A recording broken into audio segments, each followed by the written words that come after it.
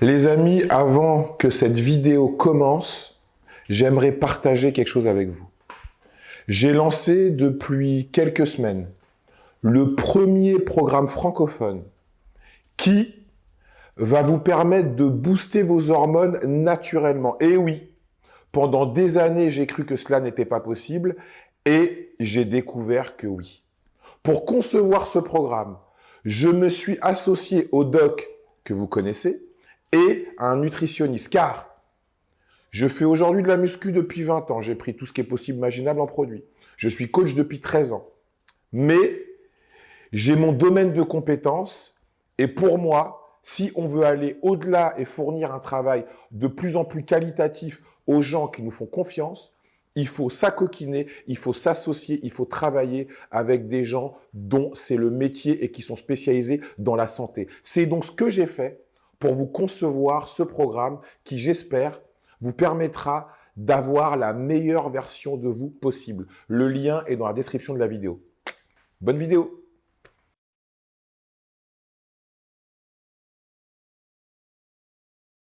Les extrêmes se touchent et couchent ensemble. Leur enfant est un métis rempli de haine et de bienveillance. On peut dire que les identitaires représentés par Thaïs Descuffon et le comité Adama représenté par Assa Traoré sont les revers d'une même pièce. Ça, c'est un teaser. Je sais, ça va vous donner envie de rester jusqu'à la fin de la vidéo pour savoir et pour comprendre pourquoi je dis cela. Bon, avant tout cela, les amis, vous avez deux choses à faire. La première, vous abonner à la chaîne et bien évidemment la seconde, une fois que tu es abonné, mettre les notifications. Bon, ceci étant dit, trêve de plaisanterie, on va boucler ça rapidement. Mon intro légendaire qui plaît à tant et qui déplaît à certains. Les amis, si comme moi, quand vous rêvez le matin, vous avez la chance d'avoir le bien le plus précieux qui existe, je ne parle pas de l'amour, je ne parle pas de l'argent, je parle bien évidemment de la santé. Que de surcroît, les personnes que vous aimez et celles que vous n'aimez pas sont également en bonne santé, on peut le dire officiellement. Aujourd'hui est un nouveau jour. Today is a new day. Comme j'ai dit dans mon intro, les identitaires portés par toi aujourd'hui et le collectif Adama porté par Assa Traoré sont les revers d'une même pièce. Certains observateurs le disent en expliquant que même si vous n'avez pas le même propos, le même sujet, vous servez plus ou moins les mêmes intérêts. Donc que penses-tu de cela? C'est toujours le même discours de oui, les extrêmes se rejoignent, etc. Moi, je trouve ça en fait totalement faux et assez ridicule en fait en réalité quand tu observes vraiment les discours et les différents profils. Évidemment qu'on ne dit pas la même chose, mais en plus de ça, ça ne se rejoint pas du tout. On a d'un côté des personnes qui veulent défendre la France pour ce qui est des identitaires et d'autres personnes qui revendiquent qui revendiquent la détester. Donc, si tu veux, en fait, c'est un discours, je pense, qui est surtout porté par des personnes qui veulent pas trop se mouiller, qui veulent pas avoir à choisir un camp si jamais il fallait qu'ils le fassent un jour, et en fait qui se positionnent un peu en position arbitraire, un peu de haut, comme ça, je crois un peu mieux que tout le monde, et à dire oui, oui, moi j'analyse le débat politique de tout là-haut, vous êtes trop bêtes, vous tombez dans un piège à vous taper l'un sur l'autre, mais moi j'ai compris, je suis au-dessus, et en fait vous êtes les mêmes. Ça, je pense encore une fois que voilà, c'est juste une posture en fait que se donnent certains qui pour se protéger, pour pas être vraiment subversif, pour pas avoir à choisir un camp. En fait, si tu veux, c'est des gens qui pensent que ouais, tout se résout simplement par le débat, que si jamais tu te confrontes pas à tes adversaires directement, eh bien tu peux les éviter. Moi je pense tout l'inverse. Je pense que à partir du moment où on t'attaque directement, il faut répliquer et parfois si c'est on va dire plus ou moins sur le même terrain ou en tout cas le même niveau de voix, eh bien je veux dire, c'est uniquement comme ça en fait que les personnes en face soit te respecteront, soit que tu finiras par gagner parce que c'est pas avec leur débat démocratique et comment dire en ne considérant pas vraiment ce qu'ils disent pour quelque chose de vrai, parce qu'en fait ces personnages généralement ils disent oui mais comment dire ils croient pas vraiment ce qu'ils disent, ou ils sont dans une caricature, ou ils ne sont pas forcément représentatifs. Je dis pas que tout le monde porte le discours des Traoré, mais si jamais ils existent, c'est bien parce que derrière, il y a quand même une bonne partie de la population immigrée qui soutient leur discours, ou en tout cas qui se fait berner sur leur discours, voilà, des bavures policières, de la haine de la France ou autre. Donc c'est une réalité qu'il ne faut pas sous-estimer. Voilà ce que je dis. On appelle ce phénomène la tenaille identitaire. Est-ce que tu peux développer pour les personnes, moi je ne connaissais pas ce terme d'ailleurs. Oui, exactement. En fait, c'est en gros une théorie qui dit que, en gros, c'est un piège que, en gros, les identitaires ou enfin ouais, les deux extrêmes, les identitaires Traoré, moi j'ai pris ces deux camps qui sont parfois un peu renvoyés dos à dos en supposant une soi-disant proximité qui n'existe pas ou alors que dans leur tête. Et qu'en gros, en fait, ce serait limite si main dans la main, on ne serait pas là en train de piéger les gens normaux ou en tout cas qui ne sont pas qui ne se sentent pas considérés par les thématiques que l'on met en avant, pour en fait voilà, les obliger à être dans un faux débat, pour écarter des vrais débats que seraient, je sais pas moi, l'économie, le pouvoir d'achat ou autre.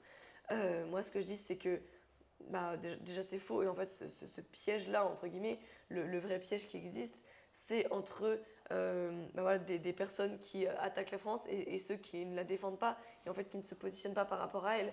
Et donc, même les thématiques que nous, on défend, l'identité, la patrie, etc., c'est des choses qui en fait tiennent à cœur d'une énorme proportion de la population, et ce n'est pas du tout venu de nos petits fantasmes personnels. Au contraire, ça répond à une réalité concrète, euh, observable chez les individus et les peuples, voilà, un attachement profond à une patrie qui est attaquée, et nous on y répond, et on se voit plutôt comme une avant-garde face à ces personnes-là, plutôt que comme un soi-disant piège, voilà, que je trouve n'a absolument aucun sens. Ce qui est intéressant dans vos deux factions qu'on peut qualifier de rivales, même s'il n'y a pas d'affrontement direct, il y a de l'ajout de verbal, on va dire, et des messages subliminaux que chacun s'envoie. Tout cela est quand même porté par des femmes qui sont bon, le bastion de l'humanité, c'est elles qui donnent la vie. Donc c'est assez intéressant que des femmes dont tu fais partie, Assa Traoré, portent ces combats, même si c'est des combats totalement opposés. Est-ce qu'on peut dire que l'avenir de la politique française et l'avenir des combats, ce sont les femmes? Alors, je dirais que la réponse est plus complexe que oui ou non. Oui. En fait, je dirais que c'est pas étonnant que ce soit des femmes, pardon, des femmes, et surtout à droite, qui émergent en fait et qui prennent la parole. Pour différentes choses. Déjà parce que la politique a été délaissée par les hommes, pour différentes raisons. Et en fait, au bout d'un moment, en fait, les femmes de droite prennent de plus en plus la parole sur ces sujets-là parce qu'elles sont directement impactées par, bah, par exemple, par l'immigration via le harcèlement de rue, les agressions sexuelles ou autres, qui sont majoritairement le fait d'hommes immigrés. Et en fait, du coup, les femmes, voyant que voilà, la politique était laissée à l'abandon, eh bien, elles n'ont d'autre choix en réalité que de se positionner. Mais il faut savoir aussi pourquoi les hommes se sont détournés de la politique, aussi parce qu'il y a un discours ambiant qui les en a chassés. Voilà. Et quel est ce discours d'ailleurs qui a chassé les hommes de la politique? Eh bien, c'est tout ce discours féministe, mais qui prend différentes formes, et bon, voilà, le féminisme, ça commence avec le droit de vote des femmes, mais il faut bien savoir que c'était une revendication sociétale avant d'être une revendication idéologique, et que ça a été récupéré par une idéologie, donc le féminisme, qui, un peu comme le communisme a fait avec les ouvriers, en fait. Et on peut tout à fait défendre les femmes sans se dire féministe, on peut défendre la cause, enfin, les ouvriers, la France rurale, sans être communiste. Et pour moi, je pense que voilà, le féminisme a en fait récupéré des revendications qui pouvaient être légitimes à une certaine période, pour en fait y insuffler aussi une idéologie qui s'attaque au schéma traditionnel de la famille, qui s'attaque à l'homme en tant que chef de famille, qui, voilà, qui s'attaque au patriarcat en réalité, mais on va en rediscuter, mais qu'est-ce que c'est vraiment le patriarcat? Ce terme aussi a été totalement dévoyé. Mais, et donc, en fait, voilà, au final, c'est ce discours-là qui fait culpabiliser les hommes d'être ce qu'ils sont. Est-ce qu'on peut dire que tout ce combat féministe, la société actuelle, a fait perdre sa virilité à l'homme? Oui, même si et je pense qu'il enfin, il reste évidemment des instincts biologiques qu'on ne pourra jamais écarter tout à fait. En revanche, qu'on culpabilise l'homme d'être viril, qu'on le dise que c'est mal, que finalement, s'il ne correspond pas davantage à des valeurs féminines finalement, eh ben, il est toxique et tout ce que tu veux. Ça, effectivement, oui, c'est un discours ambiant qui imprègne énormément les mentalités des hommes qui en viennent voilà, à culpabiliser et se remettre en question et se dire, mais ces instincts presque enfin, naturels, mais qui relèvent un peu de, comment dire, de l'animalité de l'être humain, qui a une sorte de, enfin, qui est un animal social, mais qui reste un animal, entre guillemets, eh bien, est-ce que, voilà, enfin, il faut que je les combatte, ils sont mauvais. Et en fait, ce qui était bien dans comment dire, le schéma patriarcal traditionnel, qui était en grosso modo en fait que l'homme est le chef de famille, c'est ni plus ni moins cela. Eh bien, c'est que en fait, ça prône une différenciation des sexes, euh, mais en fait qui est bénéfique pour les deux. C'est-à-dire que effectivement, on va partir du principe qu'il y a l'homme et il y a la femme. Ce sont deux entités différentes, complémentaires, mais qui ont leurs points forts et leurs points faibles propres. Évidemment, ça fluctue toujours en fonction des individus. Tu me trouveras toujours une fille qui est un peu masculine, etc. Mais je fais évidemment des généralités parce qu'on ne peut pas faire du cas par cas à chaque fois. Mais, et en fait, c'est le patriarcat en fait, vient canaliser tes instincts propres pour les sublimer en fait, et ressortir ce qu'il y a de plus beau chez l'homme et de plus beau chez la femme. Et en fait, finalement, avec ce discours ambiant du féminisme, on va d'un côté, je trouve, dévaloriser en fait des valeurs féminines. Par exemple, les femmes vont dire oui, je suis pas plus, je suis pas moins forte qu'un homme. Moi, j'ai vu, tu sais, dans les séries télévisées, etc., des filles qui disent ah, laisse-moi porter mon sac toute seule, je suis assez forte, etc. Et comme si c'était une tare en soi d'être plus faible entre guillemets physiquement, alors que enfin, on a aussi d'autres qualités que les hommes n'ont pas. On est plus empathique, on a plus de facilité généralement socialement, voilà, ce genre de choses-là. Et en fait, dans le schéma traditionnel, eh bien, on valorisait chaque pôle, le pôle masculin et le pôle féminin. Et en fait, finalement, en pointant du doigt la virilité, en la disant comme toxique, etc., les hommes tendent à être parfois même jusqu'à des caricatures de féminité. Et les femmes, en fait, on va leur dire, voilà, si jamais vous aimez être au foyer, s'occuper des enfants, voilà, correspondre davantage au schéma traditionnel de la femme, eh bien, c'est pas bien, c'est que vous êtes conditionné par le patriarcat, vous êtes des vendus, enfin, il y a tout un tas de choses, il faut vous laisser pousser les poils, il faut ressembler de plus en plus à un homme, et finalement, elles vont être des caricatures de virilité, et finalement, en fait, les deux vont être malheureux, en fin de compte. Et donc voilà, ce discours-là, oui, je pense, fait perdre leur virilité aux hommes, ou en tout cas les empêche de l'exprimer pleinement, mais dans la bonne forme du terme. Parce qu'évidemment, il y a des traits chez l'homme qui peuvent être mauvais, comme le fait par exemple d'être trop violent quand c'est pas justifié. Mais par exemple, si cette violence, elle est canalisée pour en faire quelque chose de beau, bah, ça peut être défendre son pays. Et là, la virilité, elle est belle. Donc, si je rebondis sur ce que tu dis, c'est qu'en gros, l'homme n'est plus à sa place et la femme n'est plus à sa place. Ce qui veut dire que les deux sexes sont en compétition, en opposition, et ça les rend tous les deux malheureux d'une Ouais, certaine manière. bien sûr. Bien sûr, parce que voilà, rien ne complète plus un homme qu'une femme et inversement. Donc évidemment, ça ne peut que les rendre malheureux. Euh, mais en fait, voilà, cette propagande, elle est tellement empreinte chez nous que la remettre en question, ça va demander énormément de travail. Mais, euh, mais en fait, le truc, c'est que quand tu vois voilà, le patriarcat, la définition de base de ce que c'est, comme je l'ai dit, voilà, c'est le modèle de société en gros où l'homme est le chef de famille et où il y a une différenciation entre les sexes. Tu as différents patriarcats. Le patriarcat européen était plutôt respectueux des femmes. Le patriarcat islamique l'est beaucoup moins. Voilà. Mais par exemple, quand certaines féministes vont nous dire oui, euh, si jamais il y a un problème avec les immigrés extra-européens, c'est parce qu'ils ont un patriarcat, enfin, ils viennent de sociétés ultra-patriarcales. Non, c'est juste parce que leur culture est incompatible avec les nôtres, c'est pas le patriarcat qui est en jeu.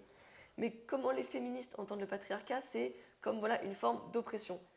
Mais quand tu regardes un peu leur discours, tu vois que, en fait, je pense qu'inconsciemment, elles ont conscience que le patriarcat, comme elles le voient, il est mort. En fait, se battre contre le patriarcat aujourd'hui, c'est mettre une claque à sa grand-mère, en fait.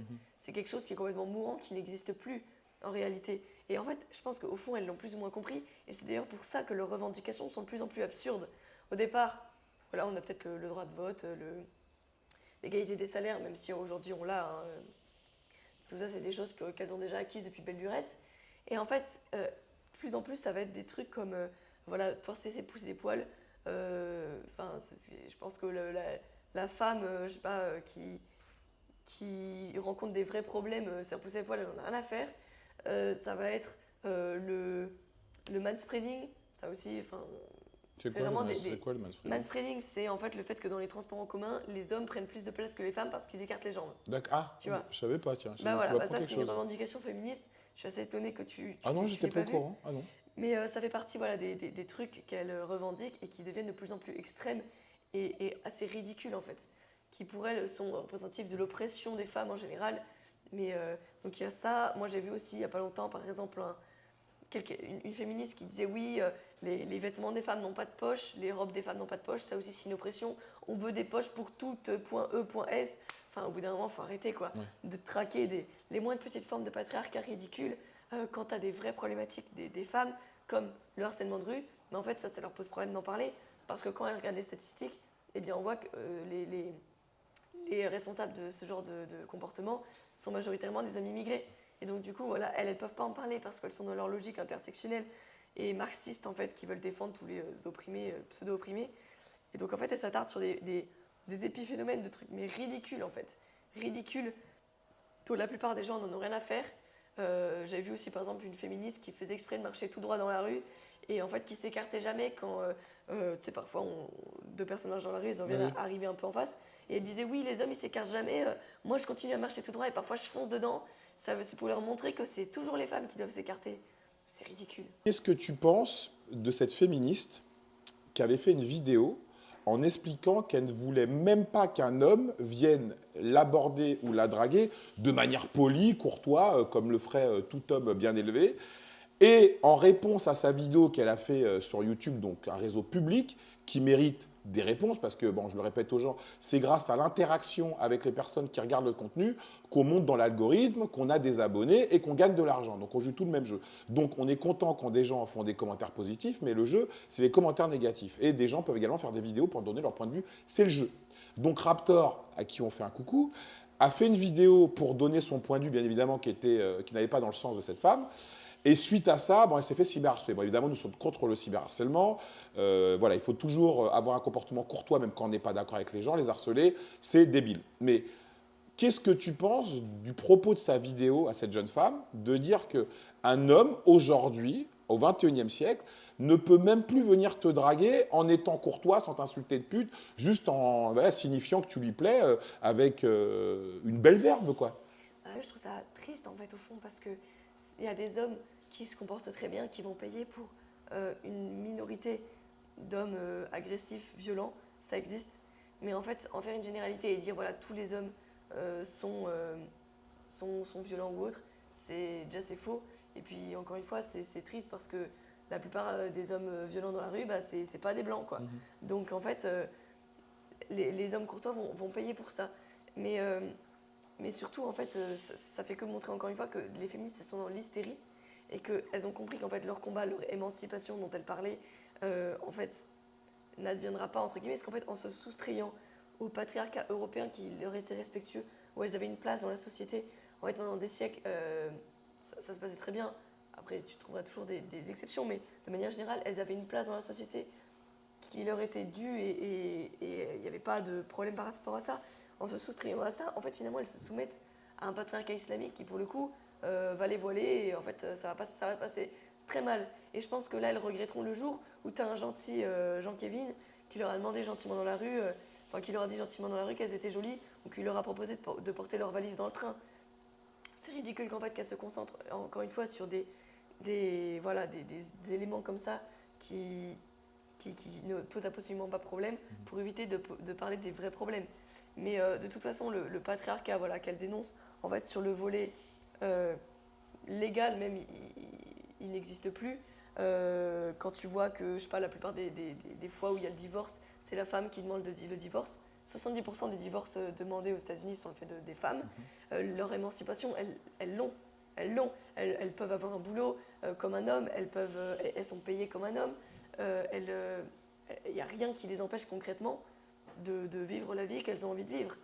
Et c'est dramatique qu'elle ne se rende pas compte de ça. Et voilà, qu'elle s'hystérise sur des choses comme ça. Où, en fait, finalement, le patriarcat, il est bien quand il y a le divorce, par exemple, que les femmes elles récupèrent souvent la garde des enfants. Par contre, l'homme a toujours le rôle du pourvoyeur et il va devoir verser une pension alimentaire parce que c'est normal, parce que c'est l'homme. Donc c'est marrant, parce que là, le patriarcat, on en veut bien, quoi. Mais voilà, il y a ça, le volet culturel aussi. Tu regardes le patriarcat comme il est dépeint dans la société, les films, le cinéma. Tu as souvent ce schéma du père, le gros loser, qui a rien accompli de sa vie, mais euh, qui se croit hyper le boss et tout. T'as la mère qui est un peu la girl boss, mais résignée, tu vois. C'est-à-dire que par amour, par son mari, elle va rien dire, mais sa fille, elle va l'éduquer comme une vraie combattante. Et la fille, ça va être une girl boss rebelle qui va pas se faire avoir par les hommes et tout. Je veux dire, même dans le cinéma, on est conditionné par cette vision-là. Tu penses aux Simpsons, à Malcolm, Ouais. même dans Stranger Things, la famille de, je sais plus comment il s'appelle, c'est exactement ça. Dans plein de films, c'est toujours ce schéma-là. Et en fait, on voit bien que le patriarcat, il n'existe plus, encore une fois. Et je pense que c'est même limite dommage, parce qu'en fait, c'est ce patriarcat qu'elle répugne, qui pourrait les sauver et les protéger, parce que biologiquement, elles sont plus faibles, c'est un fait, d'hommes plus violents qui viennent de cultures différentes. On va revenir sur le collectif Adama. Dans ce collectif donc, qui est porté par Assa Traoré, la famille Traoré qui sont des musulmans, dans le patriarcal musulman, l'homme est le boss.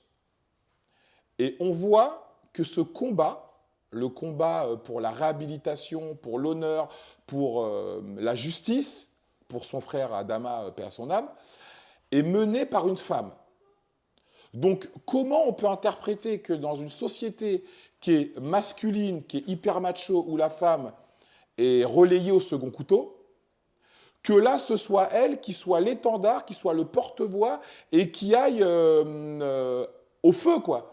Ah, ça montre justement l'inverse, qu'on n'est pas dans une société macho où le masculin domine. Au contraire, aujourd'hui, quand tu es une femme, tu es davantage mise en avant dans l'espace médiatique. Moi, je vais pas me mentir, hein. Je pense que ce qui fait aussi que on m'a remarqué, et que les médias m'ont remarqué, et que j'ai commencé à avoir une notoriété publique, c'est parce que j'étais une femme. On était 14 militants sur le toit face à la manif Adama Traoré. On avait déployé une banderole justice pour Oui, les j'ai victimes du racisme anti-blanc. Eh bien, on était 14 militants. Au final, qu'est-ce que les gens ont retenu? Qu'est-ce que les médias ont démarché? C'était moi, parce que j'étais une fille. Donc, ça montre au contraire qu'on est davantage entendu aujourd'hui quand on est une fille, parce que justement, les hommes, déjà, d'une part, ils sont à moitié responsables parce qu'ils ont déserté le champ politique. Donc, nous, on le prend. Mais de l'autre côté, aussi parce qu'on les en a chassés et que concrètement, les médias ne s'intéressent pas à la parole du mâle hétérosexuel moyen. Ça ne les intéresse pas. Et donc ouais, au final, ça ne fait que prouver l'inverse qui existerait soi-disant une société machiste, sexiste. Moi, le sexisme, je le connais pas très sincèrement, à part quand je me fais traiter de sale blanche dans la rue, effectivement. Mais sinon, pas concrètement, moi, j'ai jamais été opprimée, oppressée, tout va bien dans ma vie. Je peux faire aujourd'hui le métier que je veux et il faut s'arrêter avec ça en fait. Mais en fait, ils veulent l'égalité à tout va, voilà, l'égalité des droits, je suis d'accord dans l'absolu. Mais il ne faut pas non plus faire une religion de l'égalité, quoi. Parce qu'on est différents. Et justement, de finalement prôner une égalité à outrance, ça fait que prôner l'indifférenciation. Et moi, j'ai pas envie d'être l'égal de l'homme sur tous les plans, en fait, parce que je suis pas un homme et j'ai pas envie d'en être un. Les féministes, elles voudraient qu'on soit voilà, des hommes comme les autres. Et je suis pas d'accord avec ça, en fait. Donc moi, je suis plutôt pour une revalorisation voilà, des valeurs féminines et des valeurs masculines, et que chacun ne soit pas complexé par ce qu'il est. Je vais rebondir sur ce que tu dis. Quand les féministes disent qu'elles veulent être un homme comme les autres, ça veut dire que dans ces cas-là, l'homme, vu que la femme est un homme comme les autres, il ne se doit pas d'être galant, il ne se doit pas de l'inviter au restaurant. Si la femme qui est l'égale de l'homme, si elle lui dit d'aller se faire enculer, il a le droit de lui mettre un coup de tête. Je veux dire, si on prend cette logique. Effectivement, si on poussait la logique jusqu'au bout, qu'on dit effectivement vous voulez l'égalité partout, les hommes ils vont se comporter comme ils pourraient se comporter avec un autre homme. Et là, tout d'un coup, elles sont plus trop d'accord, quoi. Donc c'est évidemment qu'en fait, elles veulent juste les bons, comment dire, les bons aspects qui vont les valoriser elles, voilà, l'homme puisse être à son service, etc. Par contre, on veut toujours, on veut avoir les mêmes postes. Par contre, elles veulent pas la parité chez les éboueurs, tu vois. D'accord, ouais. Ça les Ouais, intéresse moins, c'est tu vrai, vois. ouais, La parité chez les hommes d'entreprise et compagnie, ça on veut bien, ouais. Faire la girl boss, je sais pas quoi, je suis une self-made, machin. Ouais, enfin, ok, bah va faire le boulot aussi de chien que font certains hommes. Et là, on en reparle. Non, ça les intéresse pas. Mais en fait, le truc, c'est que notre société, en fait, c'est tellement tertiarisé, en fait, que énormément de métiers aujourd'hui ne nécessitent plus d'avoir, comment dire, euh, d'avoir des compétences particulières d'homme ou de femme, en fait. Ok. Aujourd'hui, tu es derrière un bureau. Avant, fallait être au champ, tu vois, fallait une force physique, c'était plus difficile. Et donc, en fait, les femmes, elles étaient très contentes d'être à la maison et de s'occuper du foyer et compagnie. Elles n'étaient pas opprimées par rapport à ça. Et quand les hommes ils devaient aller à la guerre, elles étaient bien contentes que ce soit les hommes qui y aillent et pas elles. Et c'est normal parce que bah voilà, biologiquement, on est moins forte. Mais aujourd'hui, comme en fait l'homme n'est qu'un accessoire pour elles, et bien tout d'un coup, elles vont crier à l'oppression et elles vont dire que les normes, on va dire, culturelles dont notre société est empreinte sont des formes d'oppression et compagnie. Mais c'est elles qui l'ont voulu au départ, en fait. Ça les servait elles. Aujourd'hui, ça a changé. Effectivement, bah, t'es plus confronté au réel et tu peux très bien vivre une vie entière, en fait, sans être dans des difficultés, même pour se nourrir. T'as qu'à aller au magasin aujourd'hui. Tu vas au supermarché. Avant, c'était l'homme qui chassait et compagnie. Donc, donc voilà, en fait, le truc, c'est que les féministes, parfois, il faudrait bien qu'elles soient un peu humbles, qu'elles redescendent d'un cran et qu'elles considèrent un peu, à l'échelle de l'histoire, ce que les hommes aussi leur ont apporté. Et inversement d'ailleurs. Donc, c'est hyper intéressant tout ce que tu dis. Donc maintenant, dans ton cas de figure à toi propre, donc vu que bon, tu n'es pas une féministe et que tu es plutôt dans la protection de l'homme, ce qui est plutôt étonnant d'ailleurs. Donc comment tu te positionnes? Toi, ça veut dire que est-ce que tu aspires à être une mère au foyer, à t'occuper de tes enfants? Ou est-ce que tu aspires à ce que ton mari il fasse la vaisselle, il nettoie également, que tu travailles et qu'il travaille et qu'il y ait une parité? Ou est-ce que tu veux justement, comme tu l'as dit, que l'homme retrouve sa place d'homme, chasseur-cueilleur, et la femme retrouve sa place de femme au foyer, qui fait à manger, qui s'occupe d'un foyer? Parce que s'occuper d'un foyer, mesdames et messieurs, c'est un métier qui n'est pas valorisé par l'État malheureusement, mais c'est un métier de s'occuper de l'éducation d'un enfant, c'est un métier de s'occuper d'une maison, de faire les courses, pour que tout fonctionne. C'est comme une entreprise en fait. L'homme est peut-être là pour ramener de l'argent, mais la femme est quand même là pour veiller à ce que le fonctionnement se passe bien. Donc comment tu te positionnerais toi? Bah, en fait, disons que c'est compliqué parce que, avec le niveau de technologie et de modernisation de la société à laquelle on est aujourd'hui, on ne peut pas revenir non plus à comment c'était il y a quelques siècles. C'était plus simple. Mais aujourd'hui, en fait, la femme avant, elle s'occupait du foyer, de toutes les tâches ménagères, etc. Parce que forcément, elle ne travaillait pas forcément de la même manière que l'homme. Mais aujourd'hui, encore une fois, euh, tout le monde travaille en fait. Parce que les salaires ont trop baissé pour permettre à ce qu'il y ait une seule personne qui travaille dans le foyer. Et donc la femme en fait va avoir la même charge de travail que l'homme. Et donc je veux dire, la situation est compliquée. Et quand tu as des hommes qui vont s'attendre à ce que la femme euh, donne encore plus de travail, fasse toutes les tâches ménagères en plus de son travail, alors que lui ne le fait pas, bah, je pense que c'est de là aussi que vient le malaise de certaines femmes qui ont senti une forme d'injustice et qui vont s'attaquer à l'homme parce que, bah, parce que voilà, en fait, il y a un déséquilibre en fait. Euh, Moi, j'ai pas de solution miracle. J'espère juste que voilà, les deux pôles se réconcilient et revaloriser leurs compétences propres. Mais en fait, voilà, aujourd'hui, une femme, malheureusement, elle est globalement obligée de travailler. Et en fait, elle en veut à l'homme, je pense, qui, au départ, a pensé que voilà, en fait, elle allait juste revenir à la maison comme avant, après, après la Première Guerre mondiale, etc. Et qu'en fait, elle pourrait assumer les deux. Et en fait, quand l'homme aujourd'hui n'a plus à assurer la protection de son foyer comme il le faisait avant, et ben en fait, il n'y a pas de raison à ce que la femme doivent en faire exactement comme avant, tandis que l'homme n'a plus le rôle qu'il occupait avant, en fait. Je sais pas si c'est très clair ce que je suis en Oui, train de c'est te dire, totalement vrai. mais enfin voilà, de toute façon, il y a un malaise général dans la société qui est dû, je pense, à l'hyper-modernisation et mondialisation, etc. de notre société, qui fait que voilà, en fait, la femme ne peut pas complètement exprimer sa féminité, ni même l'homme sa virilité, en fait. En tout cas, Thaïs, merci beaucoup, car dans cet entretien, je pense que les hommes vont être surpris par rapport au premier entretien. Ils auraient pu te qualifier d'avoir décidé d'arrêter sur l'immigration, que tu peux peut-être être raciste par rapport aux propos que tu tiens et que tu certifies et tu signes tout ce que tu dis. Mais là, tu es vraiment dans la protection de l'homme, dans un revival de la virilité, de la place de l'homme dans le couple et la place de la femme.